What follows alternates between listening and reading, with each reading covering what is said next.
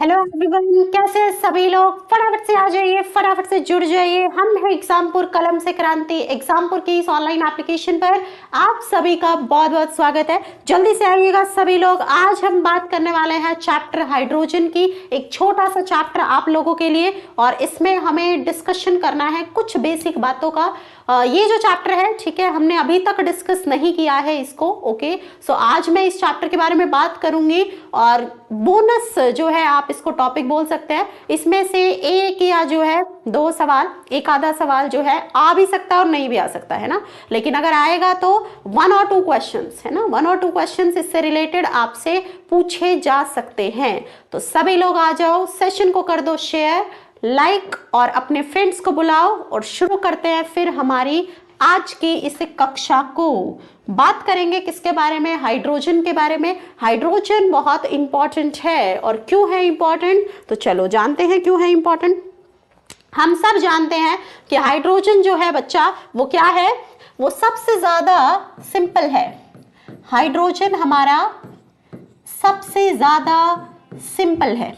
Okay, सबसे छोटा हम इसको बोल सकते हैं। इसके पास जो है सबसे छोटा स्ट्रक्चर हमें देखने को मिलता है किसका? हाइड्रोजन का। सिंपलेस्ट एटॉमिक स्ट्रक्चर है हाइड्रोजन का। ओके, इसके अंदर क्या पाया जाता है? ठीक है, तो 1 इलेक्ट्रॉन पाया जाता है और 1 प्रोटॉन पाया जाता है। 1 इलेक्ट्रॉन और 1 प्रोटॉन और 0 न्यूट्रॉन इसके अंदर मिलता है। ये एकमात्र ऐसा है जिसका एटॉमिक नंबर और मास नंबर दोनों ही बराबर होते हैं।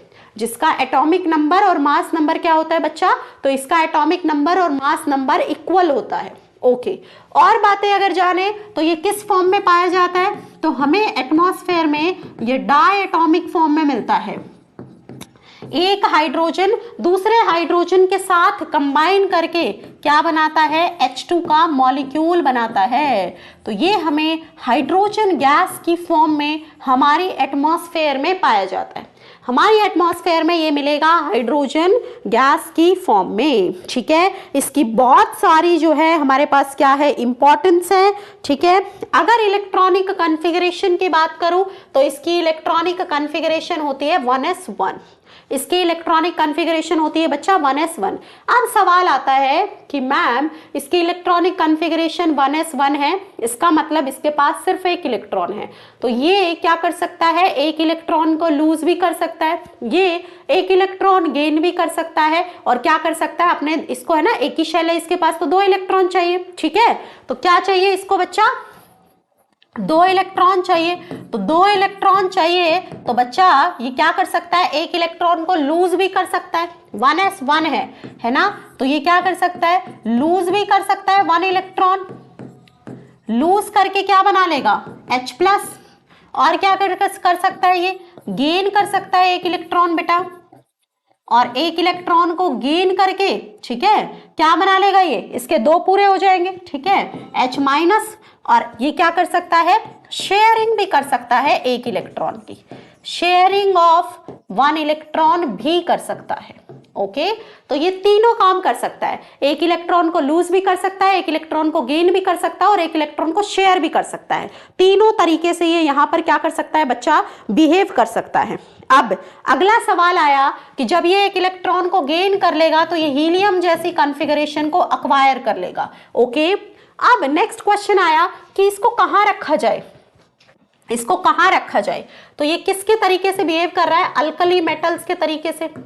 अगर ये 1 इलेक्ट्रॉन को लूज कर रहा है बच्चा, तो ये अल्कली मेटल्स के जैसा बिहेव कर रहा है। 1 इलेक्ट्रॉन को लूज करने का मतलब है अल्कली मेटल्स के जैसा इसका बिहेवियर है। ठीक है, अब हमने इसको सोचा कि क्यों ना हम इसको लिथियम वाली फैमिली में रखें, है ना, लिथियम सोडियम वाली फैमिली में रखें, क्योंकि इसने जो है 1 इलेक्ट्रॉन उनके तरीके से क्या किया? लूज किया, है ना, तो उनके जैसा जो है इसका नेचर होना चाहिए। और ये क्या करता है बच्चा? ऑक्साइड बनाता है, हैलाइड बनाता है, सल्फाइड बनाता है। किसके तरीके से? तो ग्रुप 1 के जैसे। क्या करता है? ग्रुप 1 के तरीके से ही ऑक्साइड भी बनाता है। ओके, हैलाइड भी बनाता है। देखो जैसे आपका Li2O बनता है, ऐसे H2O भी तो बनता है। ठीक है, तो ऑक्साइड, हैलाइड और सल्फाइड बना लेता है ग्रुप 1 की तरीके से। जैसे आपका NaCl बनता है, ऐसे HCl भी तो बनता है। ठीक है, तो ये सारे काम ये अल्कली मेटल्स के जैसा करता है। लेकिन इसकी जो आयनाइजेशन एंथैल्पी है वो बहुत हाई होती है। हाइड्रोजन की वेरी हाई आयनाइजेशन एंथैल्पी पाई गई, हाइड्रोजन की पाई गई वेरी हाई आयनाइजेशन एंथैल्पी। और बहुत हाई आयनाइजेशन एंथैल्पी की वजह से ये मेटल के जैसा बिहेव नहीं कर सकता। क्या नहीं कर सकता? It can not exhibit, it can not exhibit metallic nature. क्या नहीं कर सकता? ये मेटल के जैसा बिहेव नहीं कर सकता। एक धातु, अल्कली मेटल्स तो धातु होते हैं, तो एक धातु वाली प्रॉपर्टीज को ये नहीं दिखा सकता, है ना। नॉर्मल कंडीशन पे हाई आयनाइजेशन एंथैल्पी होने की वजह से मेटालिक कैरेक्टरिस्टिक्स ये नहीं दिखाता। तो इसकी जो आयनाइजेशन एंथैल्पी होती है बच्चा, वो होती है 1312 किलोजूल पर मोल। इतनी आयनाइजेशन एनर्जी इसकी देखने को मिली। ठीक है, जो आपका लिथियम है उसकी आयनाइजेशन एनर्जी कुछ 520 किलोजूल पर मोल के अराउंड होती है। लेकिन बेटा जो आपके हैलोजन है, जो आपके हैलोजन है वहां पर 1600-1700 के अराउंड आयनाइजेशन एंथैल्पी देखने को मिलती है। तो इसका मतलब इसकी जो आयनाइजेशन एंथैल्पी है वो किसके जैसी है? हैलोजन्स के जैसी है। किसके जैसी है बेटा? हैलोजन्स के जैसी आयनाइजेशन एंथैल्पी ये दिखाता है। तो इसीलिए हमने क्या कहा? इसीलिए हमने कहा कि इसकी कुछ प्रॉपर्टीज किसके जैसी है? हैलोजन्स के जैसी है। तो IE वैल्यू इसकी किसके जैसी है? हैलोजन के जैसी है। और हैलोजन के तरीके से ही ये F2Cl2 के तरीके से H2 भी बनाता है, और H2 की फॉर्म में भी क्या करता है बच्चा? एग्जिस्ट करता है। क्या करता है? एग्जिस्ट करता है। ओके, क्लियर हो गई बात? जल्दी बोलो।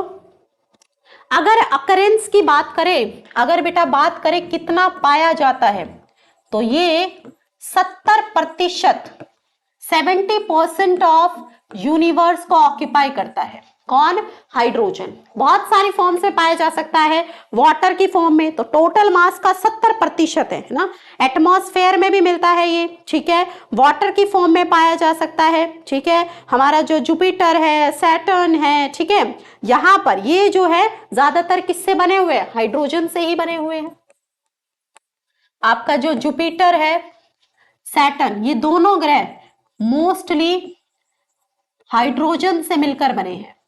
यहां पर मोस्टली हाइड्रोजन है। 70% ऑफ यूनिवर्स का जो मास है, ठीक है, वो हाइड्रोजन ने ऑक्यूपाई किया है। वाटर की फॉर्म में ये ओशियंस में, ग्लेशियर्स में पाया जाता है, नदियों में, है ना। बहुत सारी हाइड्राइड्स आपको मिलती हैं, बहुत सारी हाइड्राइड्स जो है बच्चा आपको मिलती है। प्लांट और एनिमल टिश्यूज में पाया जाता है, प्लांट एंड एनिमल टिश्यूज में भी मिलता है ये, ठीक है। हमारी अर्थ क्रस्ट का, धरती की सतह का 15.4%, हमारी अर्थ क्रस्ट का 15.4% हिस्सा हाइड्रोजन ने ऑक्यूपाई किया है कंबाइंड फॉर्म में। कैसे बच्चा? कंबाइंड फॉर्म में। ओके, नेक्स्ट बात आती है तो 70% यूनिवर्स में ये दोनों ग्रह इससे मिलकर बने हैं। प्लांट्स में, टिश्यूज में, वाटर बॉडीज में, हाइड्राइड्स की फॉर्म में, बहुत सारे फॉर्म से पाया जाता है। अर्थ में 15.4% जो है सरफेस जो है, क्रस्ट जो है, उसमें हमारा हाइड्रोजन है। अगली जो बात हमारे पास आती है वो आती है इसके आइसोटोप्स की। तो बेटा इसके 3 आइसोटोप्स होते हैं, इसके 3 आइसोटोप्स होते हैं, जिसमें हमारे पास आता है 1H1, 2D1 और 3T1, जिसमें आपका जो ये वाला जो आइसोटोप है ये रेडियो एक्टिव होता है, बहुत कम मात्रा में ट्रेसेस में पाया जाता है, ट्रेसेस में पाया जाता है, और बहुत ज्यादा कैसा है? रेडियो एक्टिव है। कैसा है बच्चा?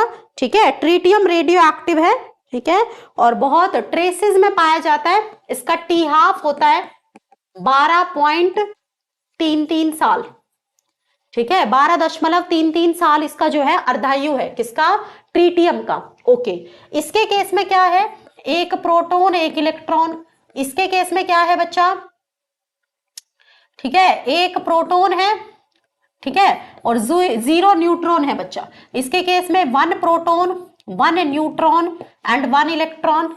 इसके केस में 1 प्रोटॉन 2 न्यूट्रॉन, ठीक है, और 1 इलेक्ट्रॉन। इस तरीके से इनकी क्या होती है, कंपोजिशन होती है तीनों फॉर्म्स की। इस तरीके से तीनों फॉर्म्स की क्या होती है बच्चा, कंपोजिशन होती है। सबसे ज्यादा जो पाया जाता है, सबसे ज्यादा जो इसकी फॉर्म मिलती है वो मिलती है ये वाली, प्रोटियम वाली, ठीक है, प्रोटियम, प्रोटियम, ड्यूटेरियम और ट्रीटियम। इन 3 फॉर्म्स में ये पाया जाता है। जो मोस्ट अबेंडेंट फॉर्म है, मोस्ट जो प्रीडोमिनेंट फॉर्म है, तो सबसे ज्यादा प्रोटियम की फॉर्म में पाया जाता है। इस आइसोटॉप की फॉर्म में ये सबसे ज्यादा एग्जिस्ट करता है।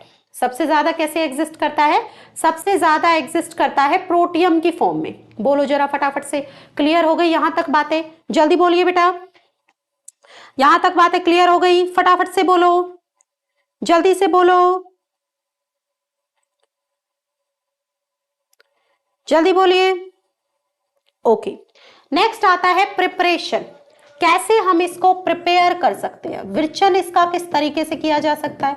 तो बहुत सारे तरीके होते हैं। पहला तरीका क्या होता है, ठीक है, पहला तरीका होता है जिंक को NaOH के साथ ट्रीट करो। मेटल्स को, बहुत सारे मेटल्स जो है NaOH के साथ ट्रीट होकर क्या दे देते हैं, हाइड्रोजन लिबरेट करते हैं।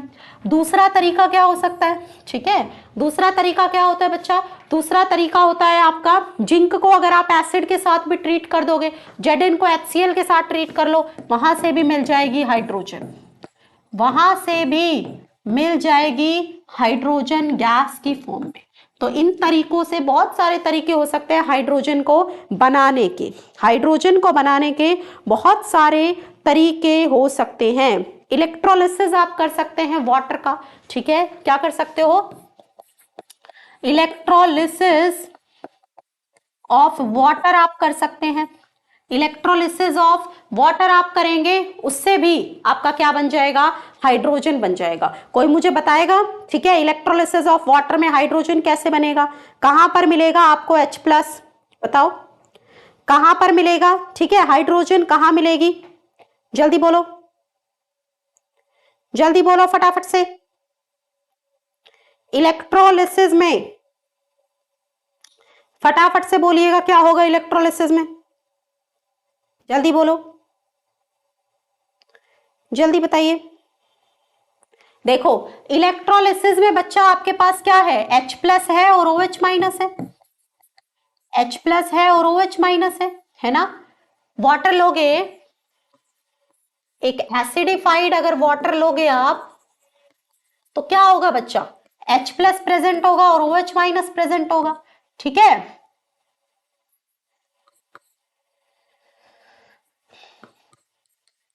ऐसे ही तो करते हैं, है ना, 2 इलेक्ट्रोड्स लगाते हैं, ऐसा ही होता है। यहां पर हम हमारा इलेक्ट्रोलाइट डालते हैं, तो अब आपका H+ कहां जाएगा, H+ जाएगा इधर और OH- जाएगा इधर, ठीक है। इसी तरीके से अपोजिट इलेक्ट्रोड्स को अप्रोच करेगा, इसी तरीके से बच्चा अपोजिट इलेक्ट्रोड्स को अप्रोच करेगा, तो H+ यहां जाकर कैथोड के ऊपर इलेक्ट्रॉन गेन करेगा और क्या दे देगा आपको, हाइड्रोजन गैस आपको मिल जाएगी कैथोड पर। तो ये एक तरीका है, OH- क्या दे देगा आपको इधर, ऑक्सीजन गैस दे देगा। तो इस तरीके से हाइड्रोलिसिस से आप क्या प्रिपेयर कर सकते हैं, H2 को प्रिपेयर कर सकते हैं। बताइए जरा, समझ में आ गई? जल्दी बोलो फटाफट से, जल्दी बोलो फटाफट से, बोलिएगा।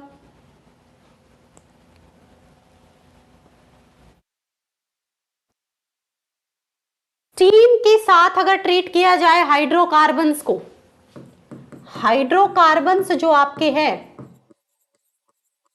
इनको अगर ट्रीट किया जाए किसके साथ, भाप के साथ, स्टीम के साथ, ठीक है। स्टीम के साथ अगर हम इनको ट्रीट करें, हाइड्रोकार्बन्स को स्टीम के साथ अगर ट्रीट करते हैं तो हमें क्या मिलता है, हमें कार्बन मोनोऑक्साइड प्लस H2 मिलती है। जितने भी हाइड्रोकार्बन्स हैं, ये जनरल फॉर्मूला है हाइड्रोकार्बन का, सैचुरेटेड हाइड्रोकार्बन है, तो अगर इसको भाप के साथ, स्टीम के साथ आप ट्रीट करते हैं, आपको कार्बन मोनोऑक्साइड और हाइड्रोजन गैस यहां पर मिलती है। ओके, और ये जो कार्बन मोनोऑक्साइड और हाइड्रोजन गैस है बच्चा, इसको कहा जाता है सिंथेसिस गैस। इंपॉर्टेंट है, पूछा जा सकता है। वाटर गैस, सिंथेसिस गैस, इसको कहा जाता है कार्बन मोनोऑक्साइड प्लस हाइड्रोजन को। सिन गैस भी हम इसको कहते हैं। क्या कहते हैं? सिन गैस के नाम से भी ये जानी जाती है ये मिक्सचर। ओके, तो हाइड्रोकार्बन्स को स्टीम के साथ ट्रीट करके, ठीक है, बहुत हाई टेम्परेचर पर, कुछ 1270-1300 के around, in presence of nickel as catalyst, हम कार्बन मोनोऑक्साइड और हाइड्रोजन को क्या कर सकते हैं, प्रोड्यूस कर सकते हैं। ठीक है, ओके, समझ में आ गई बात। इसी कार्बन मोनोऑक्साइड को अगर वाटर के साथ ट्रीट कर दे, ठीक है, तो हमें कार्बन डाइऑक्साइड प्लस हाइड्रोजन मिल जाती है। कार्बन मोनोऑक्साइड को अगर वाटर से ट्रीट करें तो यहां से भी हमें carbon dioxide plus hydrogen gas मिल जाती है। ये वाटर शिफ्ट रिएक्शन कहलाती है। क्या कहलाती है? वाटर शिफ्ट रिएक्शन इसको कहते हैं। डाइहाइड्रोजन को, ठीक है, कार्बन मोनोऑक्साइड के साथ रिएक्ट करके, ठीक है, हम क्या बना सकते हैं इन presence of steam. Okay, steam के प्रेजेंस में ही, हाई टेम्परेचर पर ही हम क्या बना सकते हैं बच्चा? तो हम यहाँ पर ये बना सकते हैं CO2 प्लस H2 गैस जो है प्रोड्यूस कर सकते हैं। इसको वाटर शिफ्ट रिएक्शन कहते हैं। इसको वाटर शिफ्ट रिएक्शन कहा जाता है। ओके, नेक्स्ट हमारे पास आती हैं प्रॉपर्टीज। क्या होती है? प्रॉपर्टीज आती हैं हाइड्रोजन की। अगर फिजिकल प्रॉपर्टीज के बारे में बच्चा बात करूं, अगर बात करूं फिजिकल प्रॉपर्टीज के बारे में, अगर भौतिक गुणों के बारे में बात करूं, भौतिक गुणों के बारे में बात करूं तो बेटा कैसी होती है? कलरलेस होती है। कैसी होती है? कलरलेस, ऑर्डरलेस, है ना। और कैसी होती है? इनसॉल्युबल इन वाटर होती है, पानी में नहीं घुलती। ठीक है, ना कोई रंग होता है, ना कोई स्मेल होती है इसकी। और क्या होती है? ये टेस्टलेस होती है, ना कोई टेस्ट होता है। लेकिन ये एक लाइट गैस है। कैसी है? हल्की गैस है, लाइट गैस है। और क्या है? कंबस्टिबल है। क्या है बच्चा? कंबस्टिबल है, ज्वलनशील है, ये जलाई जा सकती है। और कैसे जलती है? पॉप साउंड के साथ। जैसे आपका पटाखा फूटता है, गुब्बारा फूटता है, ऐसी साउंड के साथ ये जलती है। ऐसी साउंड के साथ बच्चे ये क्या करती है? जलती है। ठीक है, नेक्स्ट बात करें किसके बारे में? इसकी केमिकल प्रॉपर्टीज के बारे में बात करें। अगर हम बात करें इसकी केमिकल प्रॉपर्टीज के बारे में तो बच्चे आपको जानकर आश्चर्य होगा कि आपका जो हाइड्रोजन है ऑलमोस्ट एक इनर्ट गैस होती है। ऑलमोस्ट एक इनर्ट गैस है ना। बहुत high, very high bond dissociation enthalpy होती है। Very high bond dissociation enthalpy होती है HH बॉन्ड की। कोई मुझे बताएगा क्यों? क्यों होती है बेटा HH बॉन्ड की हाई डिसोसिएशन एंथैल्पी? कौन बताएगा? जल्दी बोलो, जल्दी बोलो। HH बॉन्ड की हाई डिसोसिएशन एंथैल्पी क्यों होती है? क्यों HH बॉन्ड की हाई डिसोसिएशन एंथैल्पी होती है? क्यों जो है HH बॉन्ड जो है आपका उसको तोड़ने के लिए बहुत ज्यादा एनर्जी चाहिए? बोलो जल्दी फटाफट से। HH बॉन्ड को तोड़ने के लिए ज्यादा एनर्जी क्यों चाहिए? क्यों चाहिए HH बॉन्ड को तोड़ने के लिए ज्यादा एनर्जी? जल्दी बोलो। देखो बेटा, कोई बॉन्ड बना है तो हाई डिसोसिएशन एनर्जी का मतलब है कि वो बॉन्ड स्टेबल है।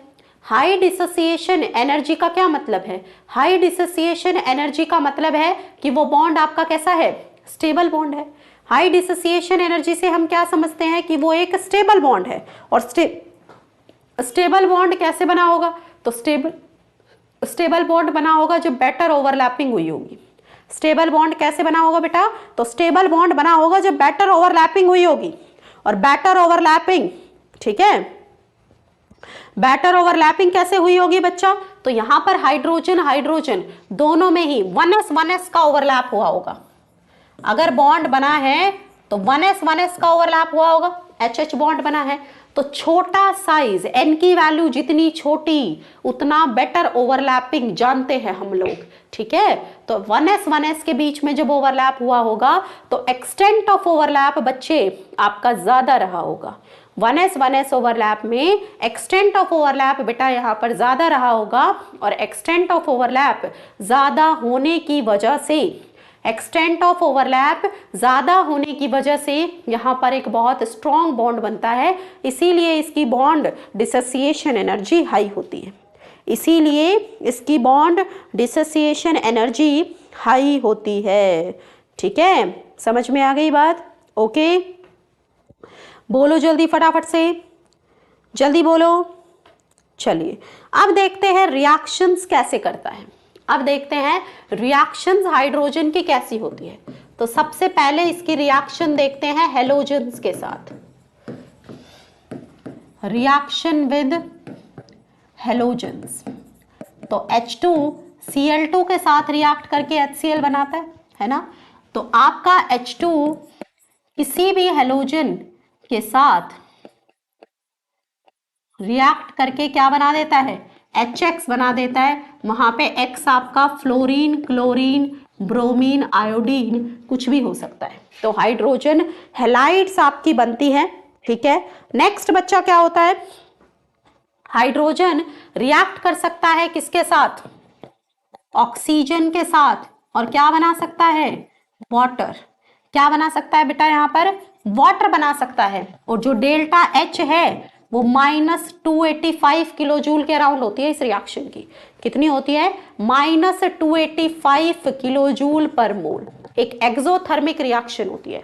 हाइड्रोजन ऑक्सीजन के साथ कंबाइन करके आपका वाटर भी बना सकता है। हाइड्रोजन ऑक्सीजन के साथ कंबाइन करके बच्चा आपका क्या बना सकता है, वाटर भी बना सकता है। अगला, हाइड्रोजन को अगर N2 के साथ कंबाइन कर दोगे तो क्या बन जाती है, H2 को अगर N2 के साथ कंबाइन करोगे तो क्या बनती है बेटा, बताना बताना क्या बनती है, जल्दी बताओ, अमोनिया। और इस रिएक्शन का नाम क्या होता है, फटाफट से नाम बताओ इस रिएक्शन का, जल्दी बोलो, जल्दी बोलो, जल्दी से बताओ। ये भी एक बढ़िया रिएक्शन होती है। इसका डेल्टा H होता है इतना, बोलो जल्दी फटाफट। हाइड्रोजन N2 के साथ कंबाइन करके अमोनिया बना देता है। नाम क्या है इस प्रोसेस का, जल्दी।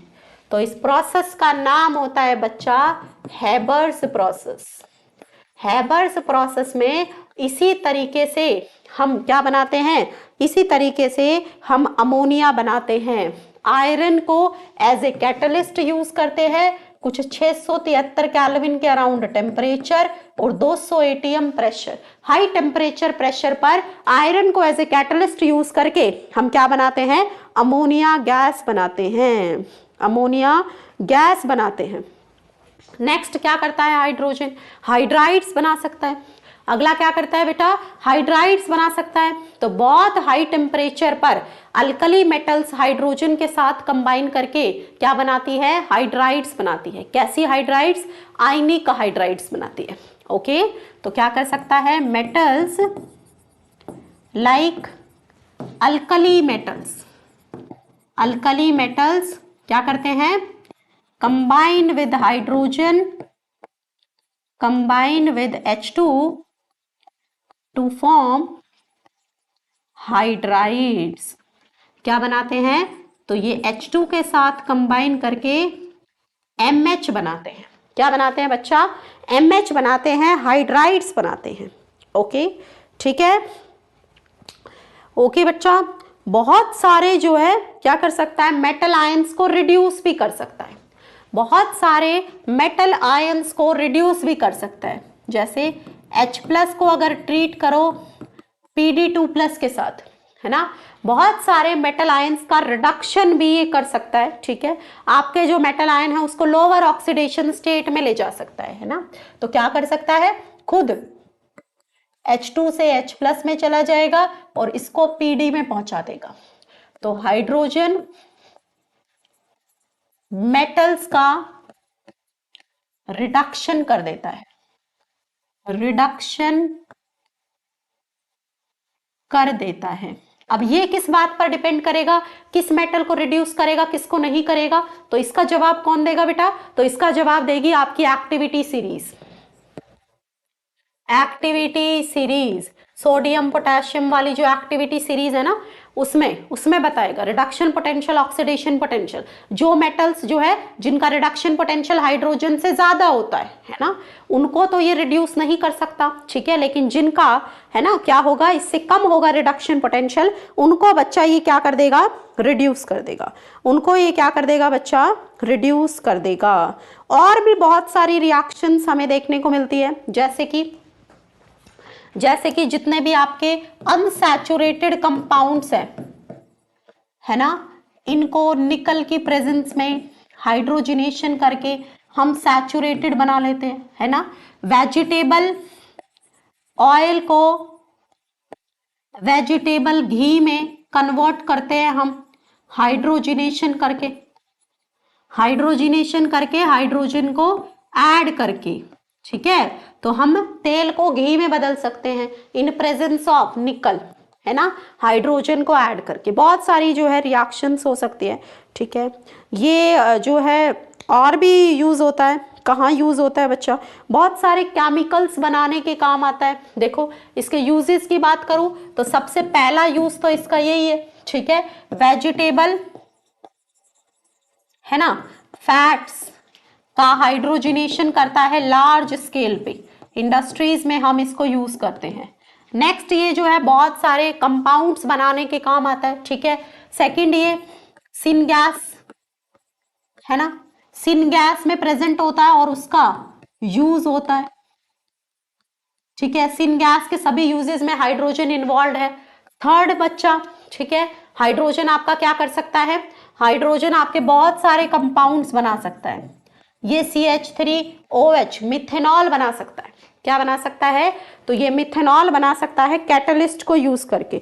मेटल हाइड्राइड्स बना सकता है, क्लोराइड्स बना सकता है, बहुत सारे यूजेस हैं, ठीक है, बहुत सारे यूजेस हैं, ठीक है। इसको हम एज ए कोबाल्ट कैटलिस्ट की प्रेजेंस में अल्कोहल बना सकते हैं, ठीक है। ये HCl बना सकता है जो कि एक, ठीक है, एक केमिकल है जिसको इंडस्ट्रीज में हम बहुत यूज करते हैं, इंडस्ट्रीज में बहुत यूज करते हैं इसको, ठीक है। अमोनिया गैस की प्रिपरेशन में यूज होता है। अमोनिया गैस हमारी फर्टिलाइजर्स में, ठीक है, डिकम्पोजिशन में बहुत इस्तेमाल होती है, फिक्सेशन ऑफ नाइट्रोजन में, ठीक है, उसका रोल है वहां पर। तो बहुत सारे यूज है, ओके। फ्यूल सेल में हम इसको यूज कर सकते हैं, ठीक है, इसको यूज किया जाता है फ्यूल सेल में। It is used in fuel cell for generating electricity, है ना। फ्यूल सेल में इलेक्ट्रिसिटी जनरेट करने के लिए हम इसको यूज करते हैं, ओके बच्चा, ठीक है। और कहाँ यूज करते हैं इसको, ठीक है, बहुत सारे जो है इसके क्या है यूजेस हैं, बहुत सारे क्या है बच्चा इसके यूजेस हैं, है ना, ट्रिमेंडस यूजेस हैं, हम गिन भी नहीं सकते, इतने यूजेस हैं। अब अगला सवाल आता है, हाइड्राइड्स कितने तरीके की होती है? तो बेटा आयनिक, कोवलेंट और मेटालिक, तीनों तरीके की हाइड्राइड्स हो सकती है। आयनिक हाइड्राइड्स भी हो सकती है, कोवलेंट हाइड्राइड्स भी हो सकती है और मेटालिक हाइड्राइड्स भी हो सकती है, ओके। आयनिक सलाइन भी बोल सकते हैं, ठीक है, और जो है कोवलेंट मॉलिक्यूलर भी, और मेटालिक नॉन स्टिशोमेट्रिक हाइड्राइड्स भी इनको कहा जा सकता है, ओके। अब सबसे पहले सवाल आता है, ठीक है, किसके बारे में, आयनिक हैलाइड्स के बारे में। सबसे पहला सवाल आता है बच्चा आयनिक हैलाइड्स के बारे में, ठीक है। तो ये कैसी होती है, पहली बात तो किसकी होती है, तो अल्कली मेटल्स की और अल्कलाइन अर्थ मेटल्स की जो हाइड्राइड्स होती है वो आयनिक होती है, ओके। तो सबसे पहली बात अगर हम करें आयनिक और सलाइन हाइड्राइड्स की, आयनिक और सलाइन हाइड्राइड्स की बात करें बेटा तो इस कैटेगरी में हमारे पास आता है कौन, alkali metals, NaH, LiH, KH, ये सभी आयनिक होती है। और अल्कलाइन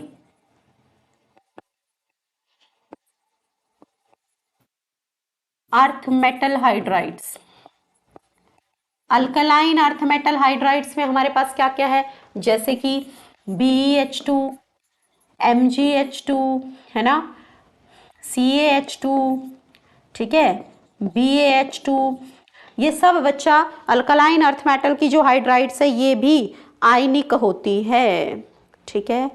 क्रिस्टलाइन होती है, नॉन वोलेटाइल होती है, नॉन कंडक्टिंग होती है। क्रिस्टलाइन है ना, क्रिस्टल स्ट्रक्चर में एग्जिस्ट करती है, नॉन वोलेटाइल होती है ना, वाष्प में वाष्पशील नहीं होती, ठीक है, नॉन कंडक्टिंग भी होती है, इलेक्ट्रिसिटी कंडक्ट नहीं कर सकती है ना, चालकता है ना, कुचालक होती है, कुचालक होती है, ठीक है, अवाष्पशील होती है बेटा ये हाइड्राइड्स, ओके, ठीक है, क्रिस्टल की फॉर्म में एग्जिस्ट करती है, क्रिस्टल स्ट्रक्चर इनका पाया जाता है। लेकिन अगर मोल्टन स्टेट में ले ली जाए, अगर बेटा किस में ले ली जाए, अगर मोल्टन स्टेट में ले ली जाए, अगर तरल अवस्था में ले ली जाए, अगर इनको मोल्टन स्टेट में ले लिया जाए, तरल अवस्था में ले लिया जाए, तो फिर बेटा ये कैसी होती है, तो तरल अवस्था में ये कंडक्टर के तरीके से बिहेव करने लगती है, तरल अवस्था में कंडक्टर के तरीके से बच्चा क्या करने लगती है, बिहेव करने लगती है, ठीक है, ओके, समझ में आ गई, बोलो जल्दी। जैसे कि आपका पानी के साथ रिएक्ट करके हाइड्रोजन लिबरेट कर देती है, फॉर एग्जाम्पल NaH, वाटर के साथ इंटरैक्ट करोगे NaOH बना देगा, साथ में हाइड्रोजन गैस, तो वॉयलेंट होती है, ठीक है, वाटर के साथ इंटरैक्ट करती है, ओके, ठीक है। लिथियम की जो हाइड्राइड होती है वो अनरिएक्टिव होती है, लिथियम की जो हाइड्राइड्स होती है बच्चा वो अनरिएक्टिव होती है। अगर आप LiH को ट्रीट करोगे ना B2H6 के साथ, मानो आपने ट्रीट कर दिया, ठीक है, तो आपको यहाँ पर LiBH4 देखने को मिल जाएगा। अनरिएक्टिव हाइड्राइड्स होती है लिथियम की, ठीक है, अनरिएक्टिव होती है, इनर्ट होती है, एक तरीके से बहुत स्ट्रॉन्ग बॉन्ड होता है, ठीक है, Li+ और H- वहां पर स्ट्रॉन्गली बॉन्डेड होते हैं, स्ट्रॉन्गली बॉन्डेड होते हैं, ठीक है। नेक्स्ट हमारे पास आती है कोवलेंट और मॉलिक्यूलर हेलाइड्स, अगली आती है बच्चा कोवलेंट और मॉलिक्यूलर हेलाइड्स। अब ये कौन सी होंगी,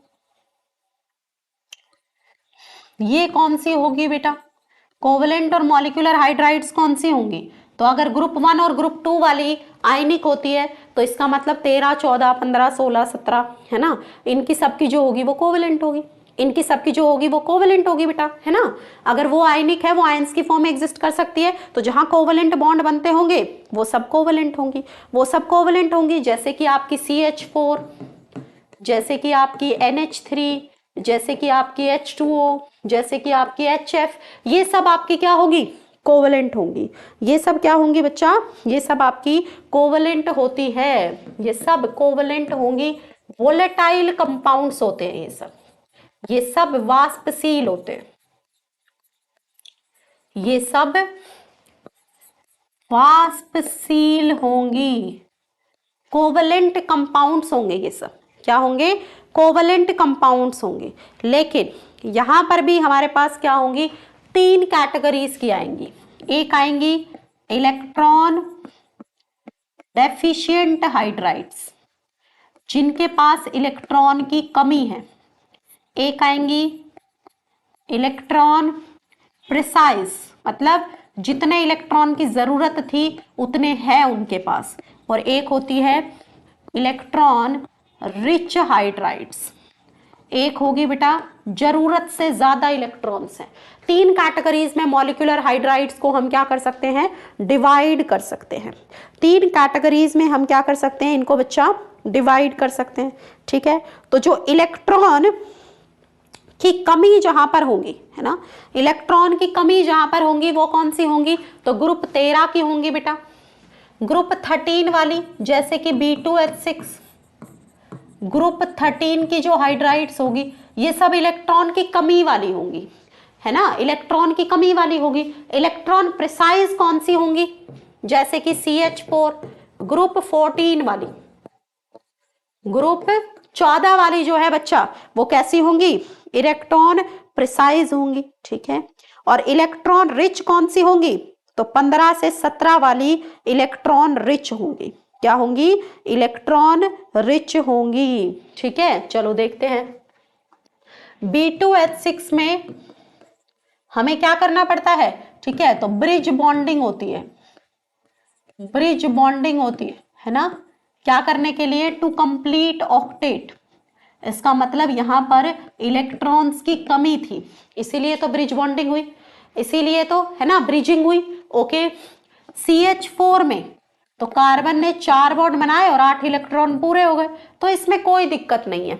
अब चलो अमोनिया की तरफ, वाटर की तरफ, HF की तरफ।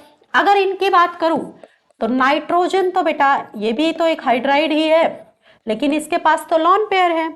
ऑक्सीजन के पास 2 लॉन पेयर है ना।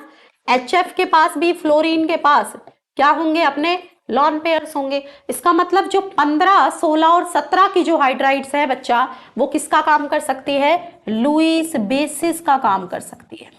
उनके पास लॉन पेयर है डोनेशन के लिए, उनके पास क्या है बच्चा, लॉन पेयर है डोनेशन के लिए। बोलो जल्दी, जल्दी बोलो, जल्दी बोलो। अब देखो, जो आपकी NH3 है, H2O है और HF है ना, एक्सपेक्टेड तो क्या था कि इनके जो ग्रुप मेंबर्स हैं अपने ग्रुप मेंबर हाइड्राइड्स के कंपैरिजन में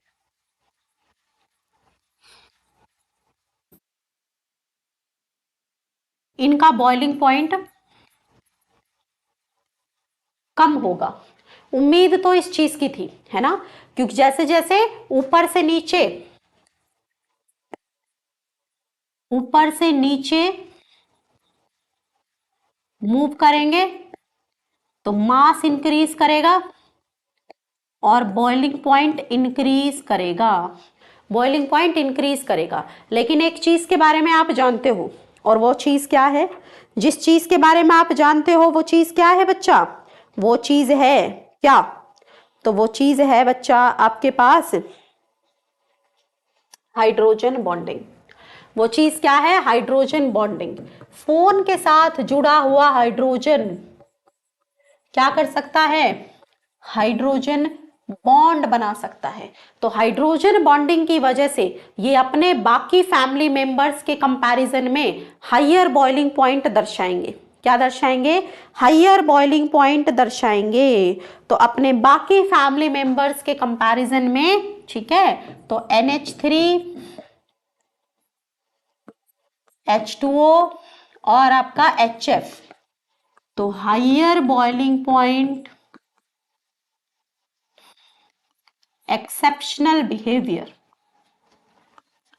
जो एक्सपेक्ट किया था उससे कुछ अलग देखने को मिलेगा।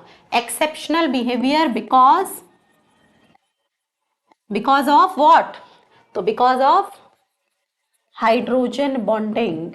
हाइड्रोजन बॉन्डिंग की वजह से ये यहां पर क्या कर लेते हैं, ऐसे एसोसिएटेड फॉर्म में एग्जिस्ट करते हैं। ठीक है, ऐसे एसोसिएटेड फॉर्म में एग्जिस्ट करते हैं, एसोसिएशन में एक दूसरे के साथ जुड़ कर रहते हैं, एक दूसरे के साथ जुड़ कर रहते हैं बच्चा। तो फिर इनके केस में क्या देखने को मिलता है, ठीक है, ये एक दूसरे के साथ जुड़े हुए रहते हैं, तो ज्यादा एनर्जी चाहिए उन बॉन्ड्स को तोड़ने के लिए और इनको क्या करने के लिए, बॉयल ऑफ करने के लिए। तो हाइयर बॉइलिंग पॉइंट देखने को मिलेगा, हाइयर बॉइलिंग पॉइंट जो है बच्चा देखने को मिलेगा।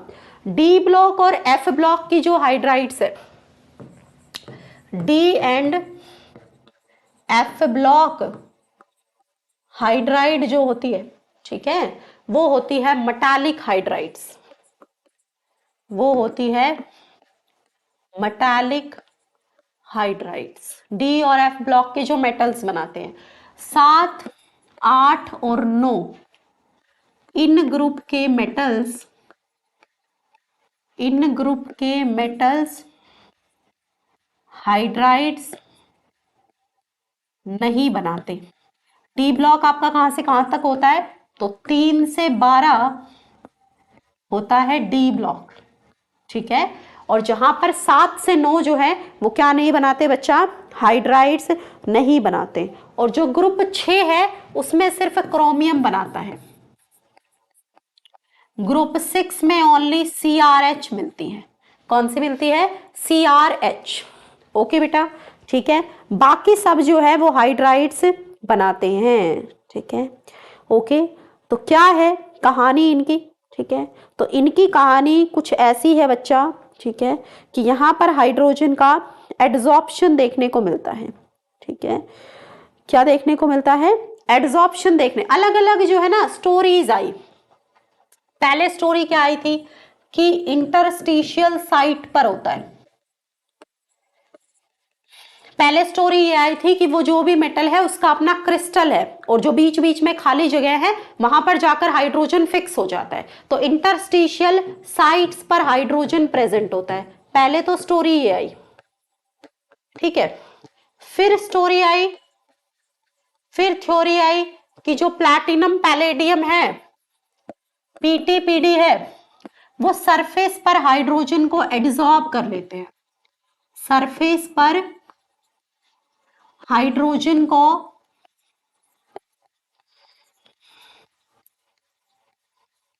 एब्जॉर्ब कर लेंगे, सरफेस पर क्या कर लेंगे, हाइड्रोजन को एब्जॉर्ब कर लेंगे। उसके बाद स्टोरी ये आई, ठीक है।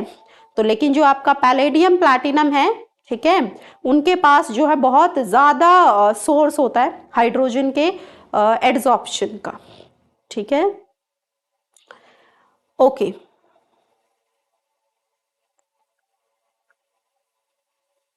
ओके, अब सवाल आता है कि क्या pH5 एग्जिस्ट करता है,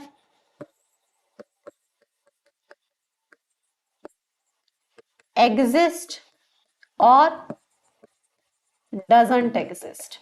इसके बाद इसमें जो है वाटर का और है इसी चैप्टर में, ठीक है, वाटर के बारे में डिस्कशन है, उसमें फिर हार्डनेस ऑफ वाटर है आगे आपका, ठीक है, एक्सट्रैक्शन है, वाटर का स्ट्रक्चर है, बहुत सारी चीजें हैं, ठीक है। उसको मैं एक और जो है क्लास में जो है कवर अप करूंगी। ओके, आज के भी ये सारा डिस्कस किया है हाइड्राइड्स और ये सब प्रॉपर्टीज। फिर जो वाटर वाला सेक्शन है परमानेंट हार्डनेस का, ठीक है, वाटर का बहुत सारा, वाटर से रिलेटेड भी बहुत कुछ है इस चैप्टर में, तो वो मैं एक और जो है सेशन में आपके साथ डिस्कस करूंगी, जिससे कि नेक्स्ट कल की क्लास में। ओके बेटा, ठीक है। अब एक जो है सवाल बनता है यहाँ से, pH5 जो है वो एग्जिस्ट नहीं करता है, कारण बताओ क्या होगा, pH5 एग्जिस्ट क्यों नहीं करेगा, What is the reason why pH5 doesn't exist? देखो बेटा, ये जो HH है ना, ठीक है, ये इसको तोड़ने के लिए हाई एनर्जी चाहिए, इसका बॉन्ड डिसोसिएशन एनर्जी हाई है, इसीलिए ये जो PH3 और H2 के बीच में कॉम्बिनेशन है वो नहीं हो पाता है, ठीक है। फॉस्फोरस +3+5 दिखाता है लेकिन pH5 नहीं बनता, ठीक है, क्योंकि क्या नहीं होता, इसका बॉन्ड डिसोसिएशन एनर्जी हाई है हाइड्रोजन का, ठीक है, और जो इसका इलेक्ट्रॉन गेन इंथैल्पी वैल्यू है और जो इसका बॉन्ड डिसोसिएशन एनर्जी था, ये दोनों एनर्जीज जो है फेवर नहीं करती pH5 के फॉर्मेशन को, ये दोनों एनर्जीज pH5 के फॉर्मेशन को फेवर नहीं करती। एक और तरीके से समझाऊं, देखो बेटा, फास्फोरस जो है वो 3s2 3p5 होगा, यही होगा, NH2 NP3 होगा, सॉरी NH2 NP3 होगा, 3S2 3P3। पता है क्या होता है, ये 3S है और ये 3P3 है ना। अगर आपको 5 बॉन्ड बनाने हैं तो आपको क्या करना होगा, इस इलेक्ट्रॉन को यहां से यहां एक्साइट करना होगा, और 5 जो है आपको 1 सिंगल सिंगल इलेक्ट्रॉन वाले ऑर्बिटल चाहिए, तभी वहां पे बॉन्डिंग हो सकती है, तभी H आके वहां पर जो है बॉन्ड बना सकता है। लेकिन इसके लिए आपको एक्साइटेशन करनी पड़ती है इलेक्ट्रॉन की, और ये जो ऐसा एक्साइटेशन होता है ना इलेक्ट्रॉन का, ये इलेक्ट्रोनेगेटिव एलिमेंट्स तो करा पाते हैं क्योंकि उनकी खींचने की टेंडेंसी बहुत होती है, तो वो खींच लेते हैं, खींचने की वजह से इस डिस्टेंस को, एनर्जी गैप को कम कर देते हैं। लेकिन हाइड्रोजन ऐसा एक्साइटेशन नहीं करा पाता है, इसीलिए ड्रैगो कंपाउंड्स का कॉन्सेप्ट आता है कि ग्रुप जो 13 है ना, जो आपका ग्रुप 13 है, ये फास्फोरस है, तो इसके इधर इधर पीरियोडिक टेबल में अगर हाइड्रोजन की बॉन्डिंग कराओगे, हाइड्रोजन को जोड़ोगे तो नहीं बनते हैं, है ना। फास्फोरस के नीचे इधर कारण क्या आता है कि वहां पर बॉन्ड बनाने के लिए ये एक्साइटेशन ऑफ इलेक्ट्रॉन कराना पड़ेगा जब आप बॉन्डिंग करोगे,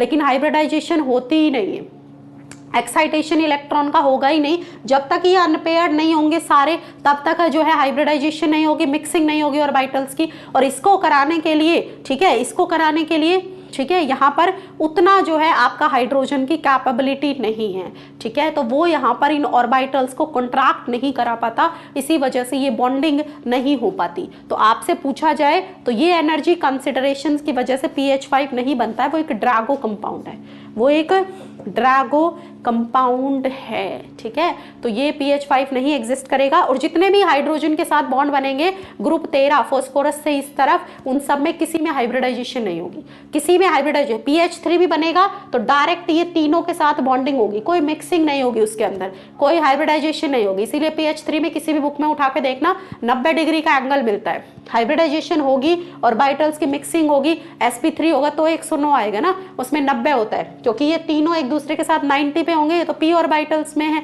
जिस भी ऑर्बिटल में 90 डिग्री पे है तो बच्चा p में ही है ना, p में ही है ना ये यहाँ पर। हाँ, तो यहाँ पर क्या नहीं हो पाता है, ठीक है, तो यहाँ पर बच्चा इनके बीच में आपस में ये 90 पर थे तो बॉन्ड एंगल इसलिए 90 आता है, जितने भी ड्रैगो है 90 के आसपास ही एंगल आएगा। हाइब्रिडाइजेशन ना होने की वजह से, एक्साइटेशन ऑफ इलेक्ट्रॉन ना होने की वजह से वहां पर आपका क्या नहीं हो पाता, हाइब्रिडाइजेशन नहीं हो पाती, और बॉन्ड एंगल आपका 90 से ऊपर नहीं जा पाता। क्लियर हो गई बातें? जल्दी बता दो मुझे फटाफट से, मजा आया? ठीक है, तो ये टॉपिक हमने डिस्कस नहीं किया था, छोटा सा चैप्टर है, 2 दिन में फिनिश हो जाएगा। आज डिस्कस कर दिया, कल में इसको मैं फिनिश कर दूंगी, वाइंड अप। ओके बच्चा, 1-2 सवाल यहाँ से बन सकते हैं बिल्कुल, कई बार एग्जामिनर डाल भी देता है और कई बार नहीं भी डालता है, ठीक है, लेकिन पढ़ना तो हमें सब कुछ ही है ना, हमें तो पढ़ना तो सब कुछ ही है। तो फटाफट से मुझे बता दो, मजा आया? एप्लीकेशन को कैसे डाउनलोड कर सकते हैं? तो एप्लीकेशन को डाउनलोड करने के लिए अपना फोन उठाए, प्ले स्टोर में जाए, टाइप करें एग्जामपुर, लोगों के साथ आपको नजर आएगा, उसको वहां से इंस्टॉल करें, अपने आप को रजिस्टर करें और एप्लीकेशन परिवार का हिस्सा आप बन पाएंगे। फटाफट मुझे बताओ, मजा आया हाइड्रोजन को पढ़ने में? ठीक है, धुआंधार था टॉपिक, जल्दी बता दो फटाफट से। चलिए, तो इसके साथ ही अब मैं लेती हूँ आप लोगों से अलविदा। बहुत बहुत धन्यवाद सभी का, टाटा बाय बाय।